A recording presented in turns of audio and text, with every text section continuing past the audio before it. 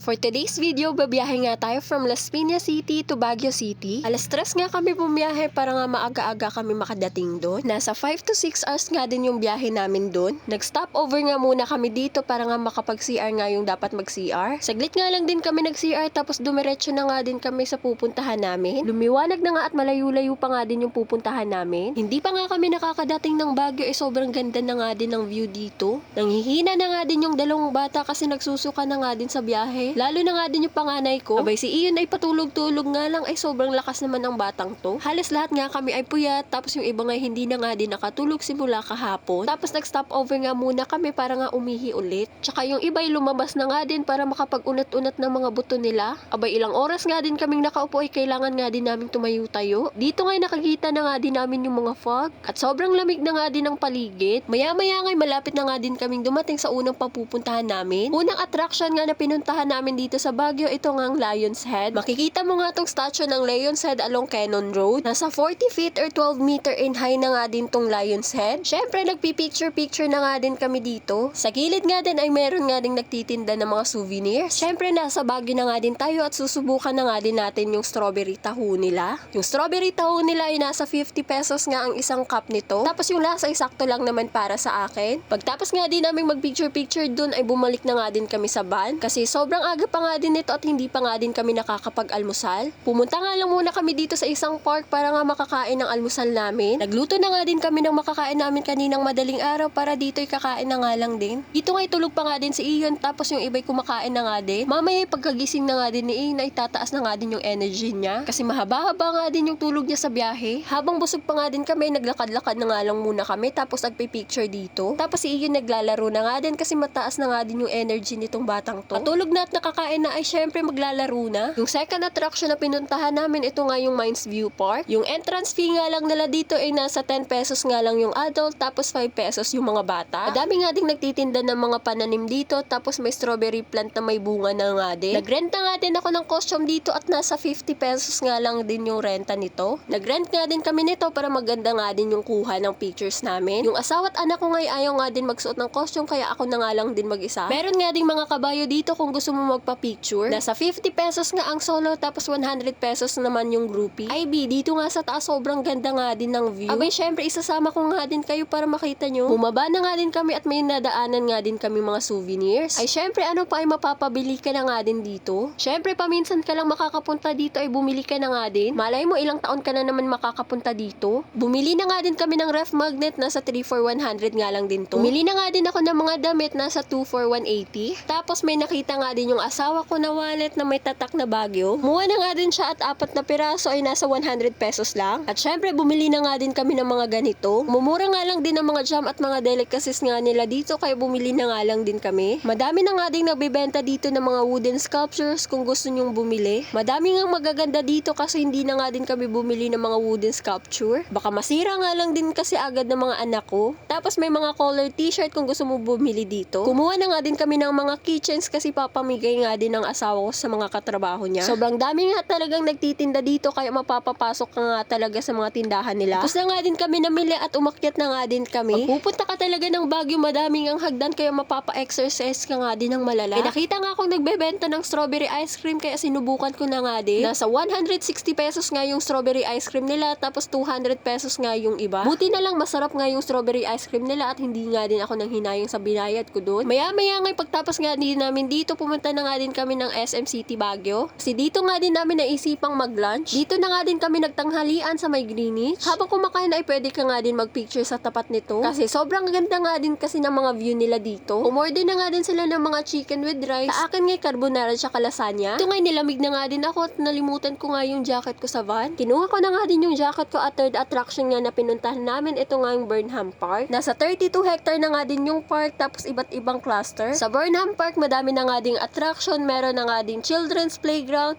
rose garden at Orchidarium, Picnic Grove at Traditional Igorot Garden. At syempre, ang pinaka-main highlight nga dito sa Burnham Park, ito ngang man-made lake. Makikita mo nga din tong man-made lake dito nga sa pinakagitna ng Burnham Park. Nakakatakot nga lang dito kung hindi ka nga din marunong magsagwan. Mababangga ka nga sa ibang bangka at malay mo bigla kayong tumaob. Gabi na nga din ito at pumunta na nga din kami sa transient house na binook namin. Maganda nga din yung place nila at madami na nga din silang kamang available dito. Ay, hindi na nga din kayo magsisiksikan sa isang kama. Meron nga din silang 2 kwarto dito tapos isang ati. Sa taas nga meron na nga din mga kama at pwede ka nga din doon matulog. Mamayang alas 10 nga pupunta nga din daw sila sa Changi dito sa Baguio kaso hindi na nga din ako makakapunta. Abay, pagod na nga din yung person, kailangan ko na nga din magpahinga. Maya-maya nga naghapunan na nga din kami dito. Tapos yung iba'y pumunta na nga din sa night market dito sa Baguio. Ayun nga lang muna yung araw ko. Salamat sa panonood. Paalam!